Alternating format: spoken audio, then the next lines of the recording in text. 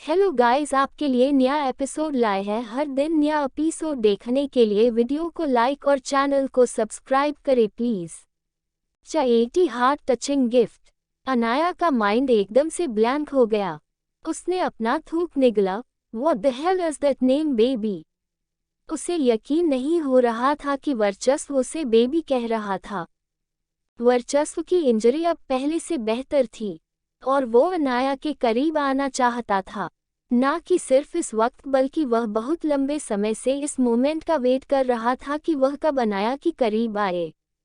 बिना एक भी मोमेंट वेस्ट किए वर्चस्व ने अपना राइट हैंड अनाया के कमर से लपेट दिया और लेफ्ट हाथ से उसकी गर्दन पकड़कर उसके सर को थोड़ा सा ऊपर किया, जिससे कि अनाया का फेस ऊपर हो जाए और वो उसे किस कर पाए।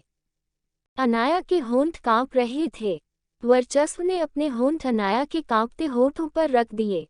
अनाया उसके रिएक्शन से बिल्कुल सरप्राइज हो गई थी।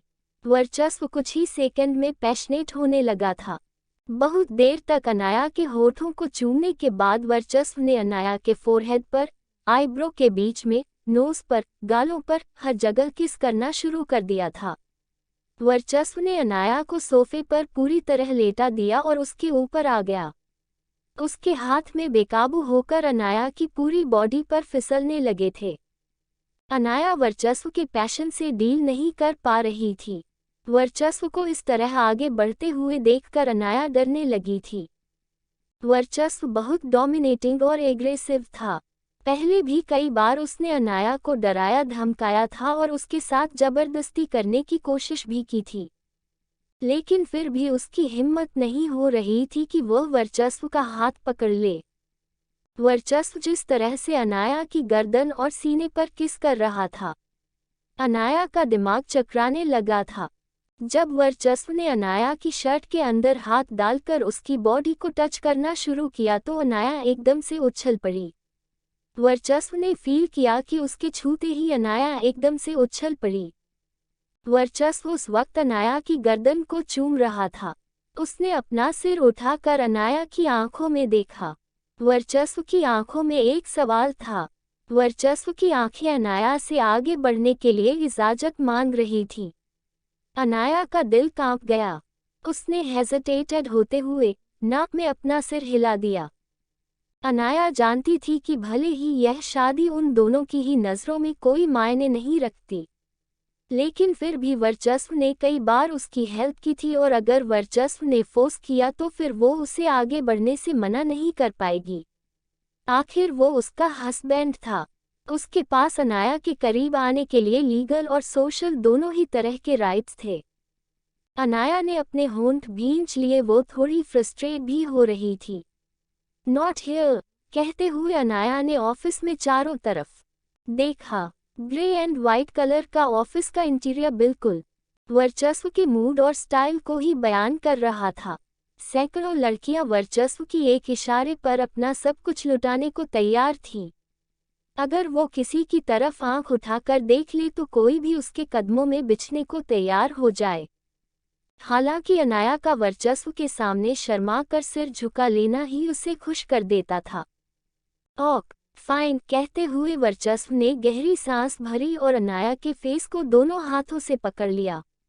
उसके बाद एक बार फिर से अनाया के होंठ वर्चस्व के होंठों की गिरफ्त में थे।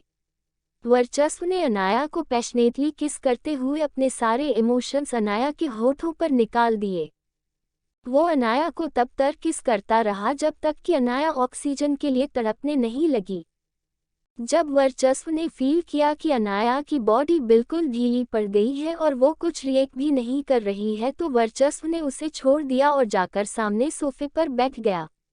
अनाया ने हाँफते हुए खुद को संभाला और अपने कपड़े सही किए। खाने को बॉक्स से बाहर निकाले हुए काफ़ी देर हो गई थी और अब तक खाना लगभग ठंडा हो गया था। अनाया ने धीरे से वर्चस्व से गरम कर दूं पूछा, आप कहें तो मैं इसे माइक्रोवेव में। इट्स ओक कहते हुए वर्चस्व में खाने का एक बाइट लिया। जब वह अच्छे मूड में होता है तो कुछ भी खा सकता है, लेकिन जब उसका मूड खराब होता है तो वह अच्छी भली चीज़ों में भी कमी निकालने लगता है। वर्चस्व ने खाने के कुछ बाइट और लिए और अनाया उसे खाना खाते हुए देख रही थी। वर्चस्व को लग रहा था कि उसने अनाया सामने शायद कुछ गलत कमिटमेंट कर दिया। उसे नहीं कहना चाहिए था कि वो उसकी मर्जी के बिना कुछ नहीं करेगा। हर बार खुद के इमोशन को एक लिमिट तक ले जाकर रोकना वर्चस्व के लिए मुश्किल होता जा रहा था। वर्चस्व ने खाने का एक बाइट लेते हुए अनाया की तरफ देखा और बोला, पता नहीं मैं अपनी कही हुई बात से कब मुकरूंगा। वर्चस्व की बात का मतलब समझते ही अनाया का पूरा फेस शर्म से लाल हो गया। वर्चस्व ने अनाया के सीने की तरफ इशारा करते हुए कहा, क्या तुम मुझे वहीं तक रोक के रखना चाहती हो? वर्चस्व की बात का अनाया के पास कोई जवाब नहीं था। वह वर्चस्व के सवाल के जवाब में हाँ और ना दोनों ही नहीं कह सकती थी। अनाया के पेट में अजीब सी फीलिंग होने लगी जिसे वह समझ नहीं पा रही थी कि वह क्या है। आई थिंक मुझे चलना चाहिए, कहते हुए अनाया अपनी जगह से उठकर खड़ी हो गई। उसका चेहरा पूरी तरह शर्म से लाल हो रहा था और वर्चस्व चाहकर भी अपनी नज़रें अनाया के फेस से हटा नहीं पा रहा था। लेकिन अनाया ने वर्चस्व की तरफ देखा तक नहीं और सिर झुकाए हुए वर्चस्व के ऑफिस केबिन से बाहर निकल गई। इस बात से कोई फर्क नहीं पड़ता कि down to the top show के फर्स्ट राउंड किस तरह से बर्बाद हो गया था। खैर जो भी हुआ हो, फिलहाल तो अनाया के सिर के ऊपर से यह सारी मुसीबत वर्चस्व की वजह से टल गई थी। अनाया ने सोशल मीडिया पर देखा कि एक फेमस फैशन डिजाइनर पेरिस के एक बड़े अवार्ड शो में स्टेज से नीचे गिर गया। अनाया को लगा उसने पेरिस वर्ड रिसेंटली भी सुना है। अनाया को याद आया वर्चस्व भी अपने ट्रीटमेंट के लिए पेरिस जा रहा है। What a coincidence. Anaya master bedroom के बड़े से किंग साइज बेड पर करवटें बदल रही थी। वो ठीक से सो नहीं पा रही थी। उसे समझ में नहीं आ रहा था उसके साथ ऐसा क्यों हो रहा है। क्या उसे वर्चस्व की मजबूत बाहें अपने चारों तरफ लपेटे जाने की हैबिट हो गई है? पहले जब भी कभी वर्चस्व सारी रात लौटकर पैलेस नहीं आता था तो अनाया सारी रात सुकून से बिना किसी डर या घबराहट के सोती थी। लेकिन अब वर्चस्व के बिना सोना उसे बहुत बुरा लग रहा था। अगले दिन सुबह सुबह अनाया के मोबाइल पर वर्चस्व का कॉल आया। अनाया ने जैसे ही कॉल पिक करके हेलो कहा, सामने से वर्चस्व बोला, तुम्हें पेरिस से क्या गिफ्ट चाहिए? वर्चस्व की गिफ्ट वाली बात सुनकर अनाया को ख्याल आया कि पिछली बार जो नेकलेस वर्चस्व उसके लिए लेकर आया था वह अभी तक अलमारी में जैसा का जैसा पड़ा हुआ था और वर्चस्व उसे फिर से गिफ्ट देना चाहता था। अनाया बोली, मुझे कुछ नहीं चाहिए। ओह, कहते हुए वर्चस्व ने अपनी आंखों सिकोड़ ली। वह अनाया के आंसर से बिल्कुल भी सेटिस्फाइड नहीं था। अनाया समझ गई थी कि वर्चस्व को उसका ना कहना बिल्कुल भी पसंद नहीं आया। अनाया वर्चस्व के नेचर को बहुत अच्छे से जानती थी। उसे पता था कि अगर उसने कोई गिफ्ट नहीं मांगी तो वह फिर से 10-20 मिलियन का कोई महंगा सा गिफ्ट उसके लिए उठा कर ले आएगा। उसने हल्की सी स्माइल करते हुए कहा, जो मुझे पसंद है वह आप नहीं ला सकते। व्हाट? कहते हुए वर्चस्व की आई ब्रोज उछल गई। ऐसा क्या गिफ्ट है जो उसकी वाइफ चाहे और वो उसे न दे सके? फ्रांस का वीआईपी प्राइवेट हॉस्पिटल बहुत बड़ा और खूबसूरत था। वर्चस्व अपने प्राइवेट लग्जरियस वार्ड की विंडो पर खड़ा होकर बाहर का नज़ारा देख रहा था। इसका एक हाथ उसके पेंट की पॉकेट में था और उसे अपनी आंखों के सामने एफिल टावर नजर आ रहा था। अनाया ने हल्की सी स्माइल करते हुए कहा, मनेत सनराइज। मुझे सनराइज बहुत पसंद है। वर्चस्व लापरवाही से बोला, बकवास। वर्चस्व पहली बार सुन रहा था कि किसी लड़की को पेरिस से लग्जरियस परफ्यूम, लिमिटेड एडिशन वाले bag, branded footwear, dress, jewellery यह कुछ नहीं चाहिए था। मौने का सनराइज पसंद था। वर्चस्व के मुंह से इतना रूखा आंसर सुनकर अनाया का दिल एकदम से हैवी सा हो गया था। उसने मन ही मन सोचा, क्या इस इंसान की बॉडी में भगवान ने रोमांस नाम की कोई सेल्स, कोई टिश्यू नहीं डाले? लगता है इसे बस पैसों की ही भाषा समझ में आती है। वर्चस्व ने बिना कुछ भी कहे कॉल डिस्कनेक्ट कर दिया। 2 दिन बाद दोपहर के वक्त अनाया के फ़ोन पर फिर से वर्चस्व का कॉल आया। एक्चुअली यह एक वीडियो कॉल था। आप वीडियो कॉल क्यों कर रहे? उसके आगे के वर्ड्स अनाया के मुंह से बाहर ही नहीं निकाल पाए। मोबाइल की स्क्रीन पर शानदार सनराइज शो हो रहा था। नीचे दूर दूर तक फैला गहरा नीला समंदर और सूरज के निकलने का इंतजार करता लालिमा लिए खुला आसमान। ऐसा लग रहा था जैसे दो जहां एक दूसरे से मिल रहे हों। कुछ ही देर में गहरे नीले समंदर और हल्के लाल आसमान के बीच सुनहरे रंग का सूरज निकलने लगा। कुछ ही सेकंड में चारों तरफ सूरज की रोशनी बिखरने लगी। प्रकृति का ये अद्भुत नज़ारा इतना खूबसूरत था कि किसी की भी सांस रुक जाए। तेज हवा और समुद्र की लहरों की आवाज़ के साथ मोबाइल की स्क्रीन पर अनाया इस वक्त अपनी आंखों के सामने जो देख रही थी वो उसने कभी भी एक्सपेक्ट नहीं किया था। यहाँ का सनराइज मॉर्निंग के सनराइज से ज़्यादा खूबसूरत है। फाइनली वर्चस्व की डीप और दिल को सुकून देने वाली आवाज़ अनाया के कानों में पड़ी। मॉर्निंग का सनराइज ल हावड़ा के सीन के ऊपर बेस्ड है। अनाया का माइंड पूरी तरह से ब्लैक हो गया था। उसे समझ में नहीं आ रहा था कि ये हो क्या रहा है और वो कैसे रिएक्ट करे। आप कहाँ हैं? अनाया बड़ी मुश्किल से बोल पाई। क्यों सनराइज अच्छा नहीं है? वर्चस्व ने अनाया सीधे ही पूछा और अनाया के सवाल का जवाब नहीं दिया। बहुत अच्छा है, अनाया ने धीरे से कहा। वर्चस्व बोला, पेरिस से 932 किलोमीटर दूर साउथ ईस्ट में मेडिटरेनियन कोस्ट पर। तारांकन, क्या आप पेरिस में नहीं हो? अनाया ने डरते हुए पूछा। वर्चस्व फिर बोला, सनराइज देखो, मैंने इसके लिए 9 घंटे तक कार ड्राइव की है। सबसे खूबसूरत सनराइज का टाइमिंग बहुत ज़्यादा लंबा नहीं था। वर्चस्व वही समुद्र के किनारे एक बड़ी सी चट्टान पर खड़ा हो गया। वो जिस एंगल से सनराइज को शूट कर रहा था वह एंगल बहुत परफेक्ट था। समुद्र में फिशिंग बोट यहाँ से वहाँ मूव करती हुई नजर आ रही थी। अनाया इस वक्त खुद को इतना स्पेशल फील कर रही थी जितना उसने अपनी जिंदगी में पहले कभी नहीं किया। उसने अपने दिल पर हाथ रखा, उसे ऐसा लगा जैसे उसका दिल धड़कना भूल गया हो। वर्चस्व के इस एक्ट ने अनाया के दिल की उन गहराइयों को छू लिया था जहां पर शायद अनाया ने किसी को भी जाने की इजाज़त नहीं दी थी। अनाया ने अपने दिल के चारों तरफ एक ऊंची दीवार बना रखी थी।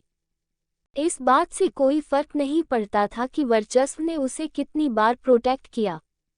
हर बार अनाया खुद को समझा लेती थी कि वर्चस्व जैसे इंसान के लिए ये सब करना कोई बड़ी बात नहीं है। ये सब उसके लिए करना केक वॉक से ज़्यादा कुछ भी नहीं है। वो उसके साथ इंटीमेसी चाहता है, इसलिए वह उसके लिए ये सब कर रहा है। लेकिन आज वर्चस्व ने अनाया के दिल के चारों तरफ बनी हुई दीवार को चुपके से गिरा दिया था। उसने अनाया को मौने से भी ज़्यादा खूबसूरत सनराइज दिखाने के लिए 9 घंटे तक 932 किलोमीटर कार ड्राइव की थी। एक्चुअली अनाया को ल हावड़ा की सनराइज वाली आर्टिस्टिक कॉन्सेप्ट पेंटिंग बहुत ज़्यादा पसंद थी, लेकिन इस वक्त वह वर्चस्व के दिखाए हुए सनराइज से सच में इम्प्रेस हो गई थी। वर्चस्व धीरे धीरे अनाया के दिल की गहराइयों में अपनी जगह बना रहा था। अनाया ने मोबाइल फ़ोन की स्क्रीन को देखते हुए धीरे से कहा, थैंक यू वर्चस्व, यू। स्क्रीन पर वर्चस्व का स्माइल करता हुआ फेस नजर आने लगा था, जो इस वक्त अनाया को सनराइज से भी ज़्यादा चार्मिंग लग रहा था। अनाया ने भले ही वर्चस्व को थैंक यू कहा था, लेकिन अनाया ये भी जानती थी कि वर्चस्व कोई किंडरगार्टन का छोटा सा बच्चा नहीं था जो उसे इस तरह से थैंक यू किया जाए। वर्चस्व अनाया से क्या चाहता था ये अनाया बहुत अच्छे से जानती थी। अनाया ने वर्चस्व से पूछा, आपकी भूख कैसी है? जब वर्चस्व यहाँ रहता था तो अनाया उसके तीनों टाइम की खाने का ख्याल रखती थी, लेकिन फिर भी उसे नहीं लग रहा था कि वर्चस्व की भूख सच में डिस्टर्ब हुई होगी। जब खाने की बात आई तो वर्चस्व अपनी आईब्रो उछाले बिना नहीं रह सका। उसने मौके का फ़ायदा उठाते हुए अनाया से शिकायती लहजे में कहा, तुम्हारा हस्बैंड यहाँ फ्रांस में भूखा मर रहा है। पहले वर्चस्व को बेस्वाद खाना खाने की आदत थी, एनोरेक्सिया की वजह से उसे जब भी भूख लगती वह किसी भी तरह का खाना खा लेता था, क्योंकि उसे खाने में कोई टेस्ट आता ही नहीं था। लेकिन जब से अनाया ने उसके खाने की रिस्पॉन्सिबिलिटी ली थी तब से उसे अनाया के बनाए हुए खाने के सिवा कोई भी खाना बिल्कुल भी पसंद नहीं आता था। अनाया के मुंह से एक ठंडी आह निकल गई। उसने वर्चस्व से पूछा, आप वापस कब आ रहे हैं? उद्धरण चिन्ह। रिसेंटली अनाया ने कुछ नई रेसिपीज पर एक्सपेरिमेंट किया था और जब उसने नई रेसिपी को अपने फूड ब्लॉग पर डाला तो उसे फैंस काफ़ी अप्रिशिएट किया। वर्चस्व के लीड कर आने पर अनाया उसे वह डिश बनाकर खिलाना चाहती थी। वर्चस्व ने अनाया से फ्लर्टेशियस वे में पूछा, आती है मेरी याद? अनाया उसका सवाल सुनकर स्पीचलेस हो गई। उसने अपनी नज़रें झुका ली और वह नीचे देखते हुए धीरे से बोली, नहीं। अनाया की न सुनकर वर्चस्व के फेस पर बड़ी सी स्माइल आ गई।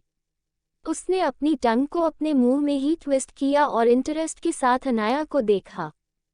मोबाइल फ़ोन की स्क्रीन पर वर्चस्व की नज़रों से उसकी कांपती हुई पालकें छिप नहीं पाई। उसके फेस पर शर्म से छाई हुई लाली और ऊपर नीचे होती हुई सांसों की रफ्तार को वर्चस्व मोबाइल फ़ोन की स्क्रीन पर भी फील कर पा रहा था। वर्चस्व ने स्क्रीन पर ही अनाया के चेहरे पर नज़र जमाते हुए कहा, जब तुम मुझे याद ही नहीं करती तो फिर क्यों चाहती हो कि मैं वापस आऊं? अनाया वर्चस्व से नज़रें नहीं मिला पा रही थी। ये लड़का सच में 25-26 साल का इंसान भी बच्चों की तरह बातें कर सकता है। अनाया को यकीन नहीं आ रहा था।